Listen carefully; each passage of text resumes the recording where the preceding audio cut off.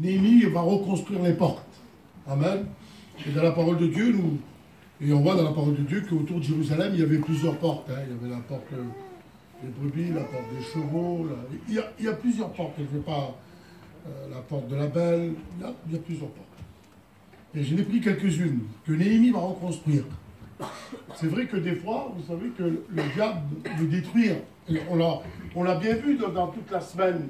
On l'a bien vu dans les mois qui sont passés ou les semaines qui sont passées, qu'il y a des combats et des luttes. Vous avez bien remarqué. Vous avez remarqué que nous prêchons la parole de Dieu, nous chantons des cantiques, mais on a besoin d'une insistance dans la prière après. On a besoin de briser, on a besoin de ôter tout ce qui ne va pas et de pouvoir reconstruire ce que le diable a détruit. Des fois, le diable a détruit parmi nous. Hein. Il y a des gens qui sont là et que leur vie spirituelle a été détruite, a été écroulée. Et Néhémie, lui, dans son cœur, il va avoir le désir de reconstruire, de remettre en place. Amen, gloire à Dieu. Et nous voulons aujourd'hui qu'on reconstruit et qu'on remet tout ça en place. Amen, gloire à Dieu. Chacun d'entre nous. Alors, on va lire dans Néhémie 3. Je vous ai pris quelques portes, je n'ai pas pris 40, hein, ne vous inquiétez pas. Je n'ai plus 3, 4. Néhémie 3. Eliakim, le souverain sacrificateur, se leva avec ses frères, les sacrificateurs. Ils bâtirent les portes des brebis. Ils la consacrèrent et en posèrent les battants. Ils la consacrèrent depuis la tour de Méab jusqu'à la tour de Anaël. Voilà. C'est difficile à dire des noms, hein? La tour d'Anaël. Là, c'est la porte des brebis. Au verset 3, il dit, les fils de Sénéa bâtirent les portes des poissons. Ils en couvrirent et en posèrent les battants, les verrous et les barres. Amen. Ça, c'est la deuxième porte. La porte des poissons. Josada, fils de Besséac, et Meshulam, fils de Bézodia, réparèrent la vieille porte.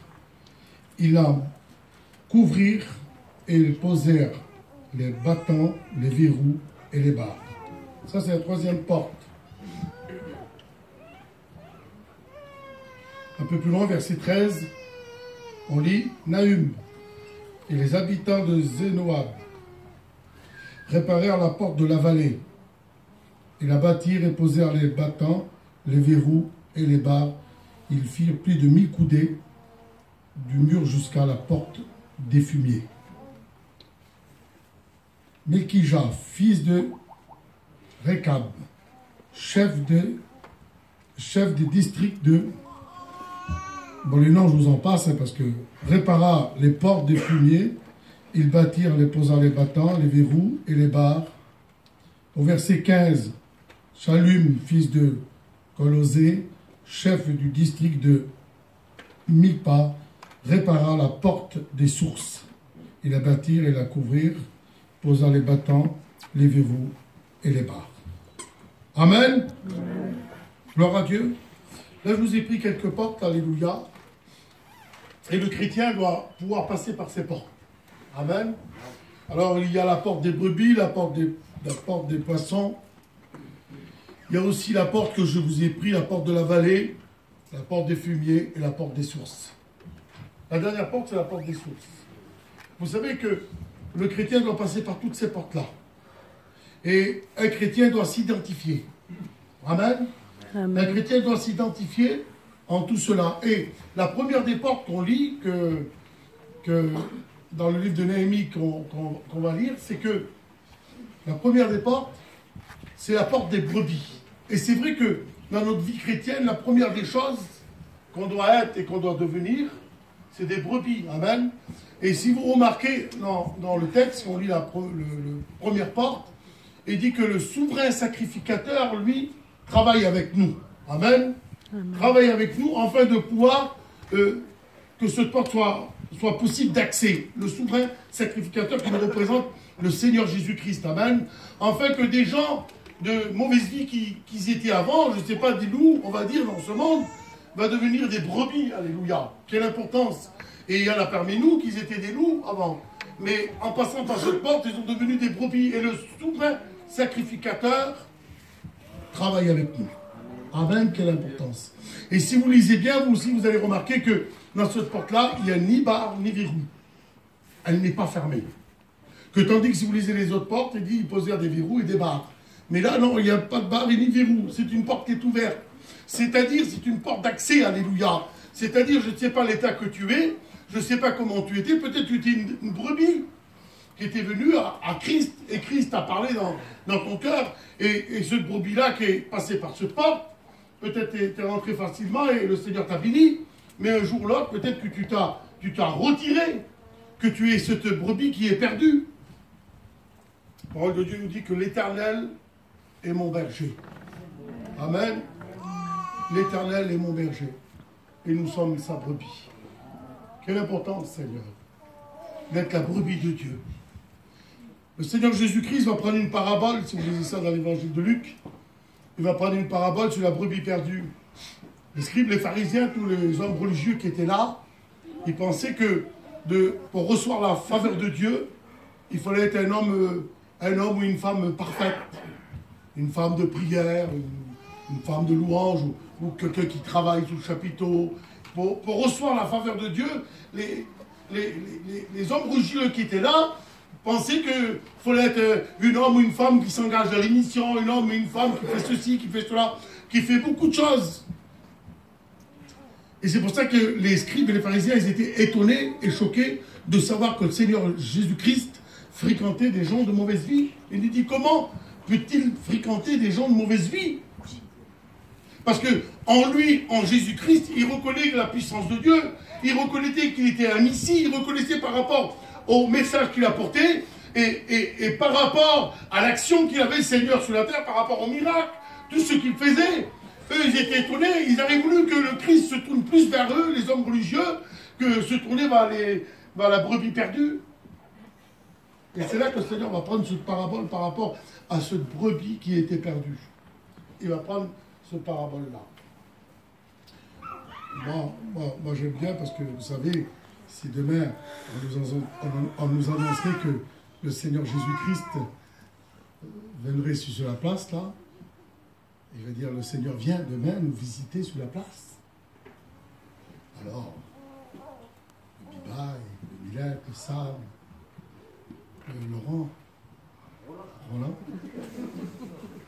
le Roland, amen, on dirait, mais le Seigneur vient. Sam, où est Sam? Sam, tu sais qu'est-ce que tu vas faire? Toi, tu sais cuisiner, hein? Pas ce Sam-là, il ne sait pas cuisiner, notre Sam.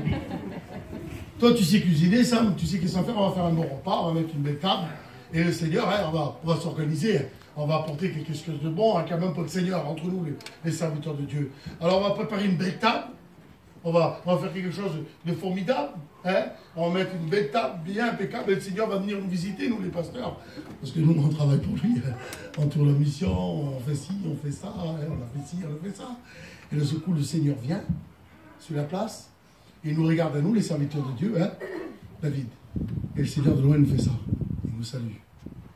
Et il traverse la place, et il va dans la campine du malheureux ou de la malheureuse. On ne comprend pas, nous, comment ça, ça va pas. Comme les scribes et les pharisiens, ils ne comprenaient pas comment ils fréquentaient les gens de mauvaise vie. Il va aller vers celui ou celle qui a une vie et un foyer désordonné. On va dire, mais c'est pas possible, qu'est-ce qu'il va faire là, le Seigneur? Je ne suis pas venu pour le bien portant, je suis venu pour le malade. Amen. Peut-être nous faire un petit salut, non? C'est bien, continuer. Mais je suis venu pour le... Alors je ne sais pas, moi, ta vie. Le Seigneur te visite ce matin. Amen. Le Seigneur visite ton cœur. Tu es la brebis perdue. Et le Seigneur va prendre la parabole de cette brebis perdue. La parabole de la brebis perdue, vous savez pourquoi? Parce que les hommes, là, les scribes, les pharisiens, tous ces hommes religieux qui étaient là, ils avaient beaucoup investi d'argent dans les brebis. Et sur les plateaux au sud de Jérusalem, là, de la Galilée, au sud, là, au-dessus, là, il y avait beaucoup de bergers avec des brebis. Et c'était eux qui ont investi. Alors pour leur faire comprendre, comme c'était leur business, c'était leur investissement, il va dire, si une brebis est perdue, alors là, ils vont prêter attention parce qu'ils ont investi dedans. Si une brebis est perdue, on ne va pas laisser les 99 autres dans l'enclos, pour aller la chercher. Et là, la parabole nous dit que le Christ, lui, va aller chercher la brebis qui était perdue. Peut-être tu es cette brebis qui était perdue. Il porte des brebis. Et là, on s'imagine le tableau. La brebis, elle est perdue, elle crie, elle pleure, elle est souffrante ou elle est blessée, elle est égarée. Elle est égarée. C'est une chose importante à retenir, ça c'est. Elle est égarée, la brebis perdue. C'est pas qu'il n'a plus voulu de Christ et elle dit, moi j'en veux plus des choses de Dieu, moi je laisse tomber. Non, elle est égarée par un souci, par quelqu'un d'égaré, c'est un accident. Elle est égarée et la brebis commence à pleurer et le berger l'entend de loin pleurer. Elle écoute ses cris. Alors le berger va la chercher. Et la parole de Dieu nous dit que quand le berger va la chercher, la nuit va tomber et il est tard. Et le secours, quand il va la retrouver, qu'est-ce qu'il va faire? Il va prendre la brebis, maman, la tête brûlée, c'est pas possible, à chaque coup, t'es toujours la même, toi. Il y en a qui disent qu'il cassait les pattes, non, il ne cassait pas les pattes. Il dit la parole de Dieu, il dit la prend dans ses bras, il la met sur ses épaules. Amen. Il ne va pas la gronder. Il la prend dans ses bras, il la met sur ses épaules et il la ramène à la bergerie. Vous voyez le tableau? C'est pas un tableau négatif, c'est un tableau de victoire. Il aurait pu nous faire un tableau, mais la brebis, elle était perdue, elle est morte, et c'est fini pour elle. Non, c'est pas ça le tableau.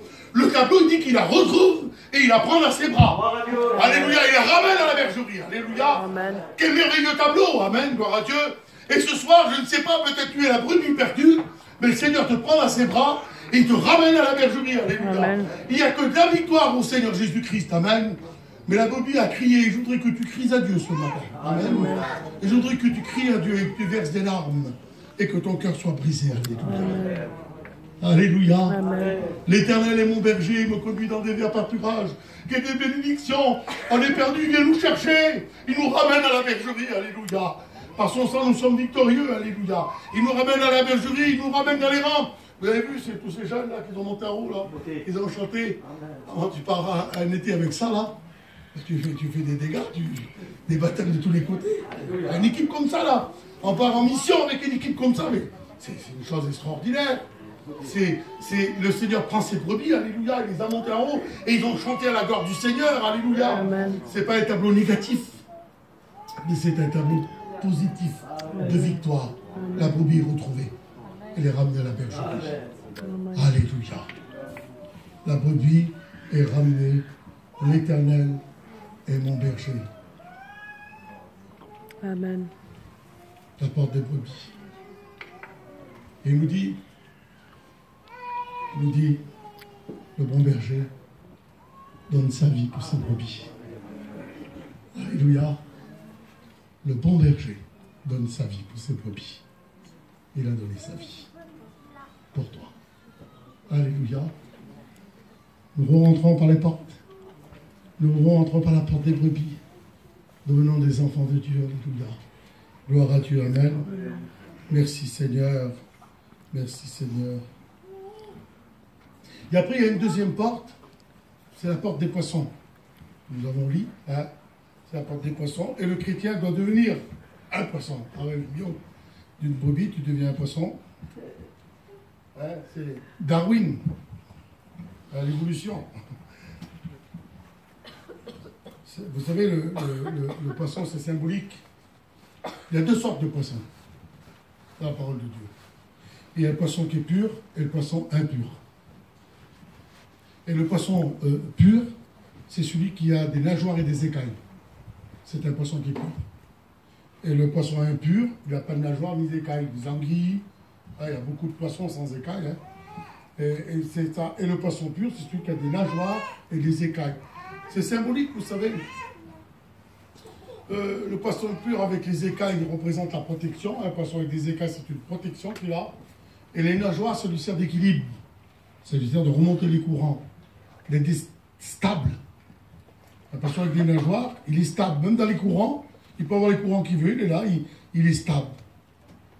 Et je dis la part du Seigneur, ça nous représente une vie de l'esprit. Un chrétien qui est rempli du Saint-Esprit, alléluia. Il est stable, il a l'équilibre dans sa vie. Il est un chrétien qui a une vie de l'esprit, qu'il est rempli du Saint-Esprit, il est stable. Il a cette protection divine, alléluia. Parce que c'est un homme de prière, c'est un homme d'adoration et de louange. Un chrétien qui a une vie de l'esprit, c'est ça. Il est stable même dans les courants contraires. Des fois même dans les difficultés de la vie. L'autre soir, je parlais avec un frère, un jeune, et on parlait ensemble. Il m'expliquait 2 ou 3 trucs, des problèmes de la vie. Des problèmes courants, que ça arrive à tout le monde. Des problèmes courants, et des fois c'est plus accentué à l'un qu'à l'autre. Mais c'est comme ça. Et je disais, il faut passer par-dessus tout cela. Il faut être ce poisson avec les écailles et les nageoires afin de rester stable. Et souvent de fois, vous savez, dans la parole de Dieu, nous dit d'avoir cette vie de l'esprit. Sans la vie de l'esprit, nous ne pourrons pas continuer. Dans le livre des Corinthiens, l'apôtre Paul nous donne un conseil. Trois choses. Il dit que l'amour de Dieu soit avec vous. C'est une chose de formidable que l'amour de Dieu soit avec nous. Il dit que la grâce de Jésus-Christ soit avec vous, alléluia. Amen. Et que la communion avec le Saint-Esprit soit avec vous. Amen. Amen.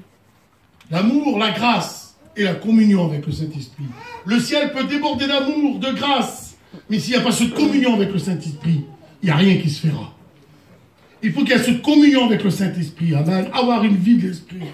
C'est une chose merveilleuse d'avoir une vie d'esprit. De marcher selon l'esprit, parce que la parole de Dieu dit, il vous conduira dans toute la justice et la vérité. Une brebis du Seigneur doit avoir une vie de l'esprit, alléluia. Il doit voir, penser, écouter, comme l'esprit le dira. Dans la parole de Dieu, les hommes de Dieu voulaient dans des endroits, mais le Saint-Esprit les empêchèrent, nous dit. La parole de Dieu dit, ne nous attristez pas le Saint-Esprit. Vous savez, le monde entier, vous voyez le monde entier, par rapport aujourd'hui avec tous les systèmes qu'il y a de voyage, que ce soit les avions, les trains, les voitures, tout ce système de voyage, le monde entier est devenu comme une ville. Si vous voulez aller dans des pays lointains, il vous faut 2 ou 3 heures, 4 heures. Si vous voulez aller, je ne sais pas, assez loin, mais il ne faut pas longtemps. Vous voulez aller en Italie, vous voulez aller à Milan, vous savez, vous prenez l'avion à midi, à 2 heures, vous êtes à Milan. Il faut 2 heures pour arriver à Milan. Vous faites vos courses, vous reprenez l'avion à 6 heures, vous êtes à 8 heures chez vous. Le monde devient contemporain. Il y a ce moyen de voyage, il y a ce moyen de communion, il y a ce moyen d'aller. Et le commerce, c'est pareil. Mais si on arrête tout ça, c'est une catastrophe au niveau économique, en tout et pour tout. Et un chrétien avec une vie de l'esprit, si on arrête la communion avec le Saint-Esprit qui nous amène auprès du ciel, qui nous amène devant Dieu, qui nous amène devant la croix, si on arrête cette vie d'esprit, c'est une catastrophe spirituelle. Il faut avoir cette communion avec le Seigneur. Amen. Communion avec le Saint-Esprit. Alléluia. Quand vous prenez la parabole du semeur, vous les avez dans la parabole du semeur, à un certain moment, il dit que le semeur va jeter la semence et elle va pousser, mais quand le soleil vient, elle brûle. Pourquoi? Faute de racines, il nous dit. Et un chrétien qui a faute de racines, faute de vie de l'esprit, parce que le soleil, vous savez que le soleil c'est un bienfaisant.